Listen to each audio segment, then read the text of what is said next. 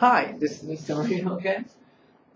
This is for Past 7, Chapter 3.4 for Earth's atmosphere. And it is called Technology.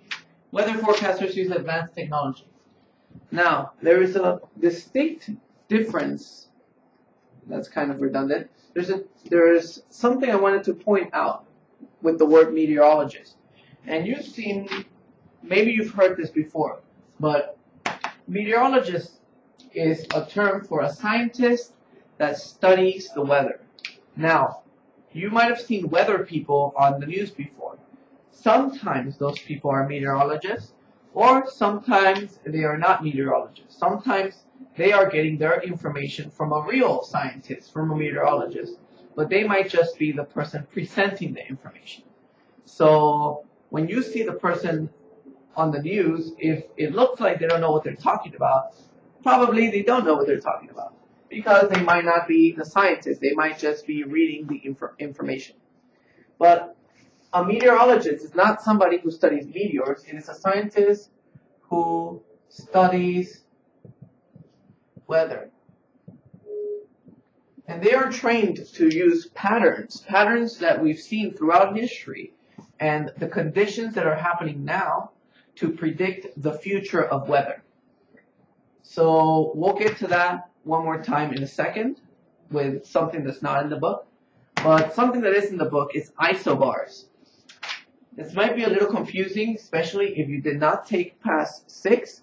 But if you did take Past 6, look in the first chapter, topographic maps, if you guys remember that. The concept is very similar, but let me explain it here. An isobar line means that along this line, the pressure is the same. What does that mean? That means that, well, if you're here or you're here, you're most likely going to feel a very similar weather, because the air pressure is the same, and weather varies based on the air pressure. So these are important lines to show us two things. One, how different are we as far as weather to people farther from us? But more importantly, it can show us the size of an air mass. If you see this bubble being huge, it means this air mass is probably very big. It's moving together, and it's very, very big. So that's it for isobars. It is a line where the pressure is the same on a map. Now, it says that on page 103 that forecasters use computer models to predict the weather. Now, if you have ever asked your parents about the weather when they're young, and how far advanced can you predict weather? Maybe they have told you that in the past you could predict weather 5 to maybe 7 days. Doesn't seem like a lot, but if you think about it now, maybe 40 years later, or if you ask your grandparents 50, 60 years later, we can predict maximum 7 days. You might have seen a 10-day forecast or a 14-day forecast, but that is not very accurate. And you might have noticed when we get closer to the date, they'll start changing what they predicted the first time.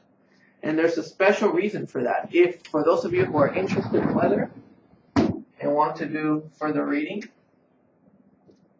there's a guy, Edward Norton Lorenz.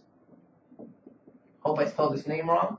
And yes, I wrote his name was red because he actually died 5 years ago.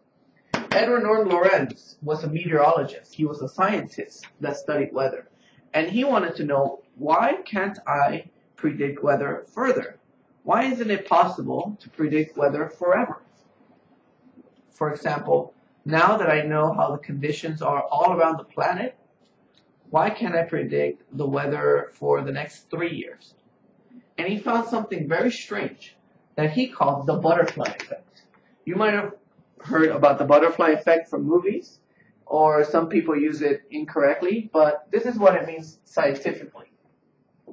He had a theory called chaos theory, where he said that, hey, I discovered that even though I can predict very easily weather for maybe 5 days to 7 days, the farther I go in time, very small changes in weather make a huge difference in the future.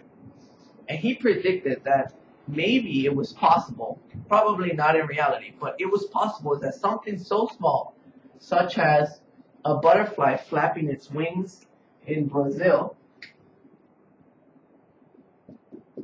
could cause a tornado in Texas through a series of different reactions. Now, that's a very big example, but he was trying to make the point that a very small change that we cannot maybe see with our technology could make such a huge difference in the future, and that is the reason why we cannot predict weather. And we found other things we cannot predict. But anyways, if you are looking for some further reading, chaos theory, butterfly effect, and Edward Norton Lawrence are a good start for weather. That's all. Bye.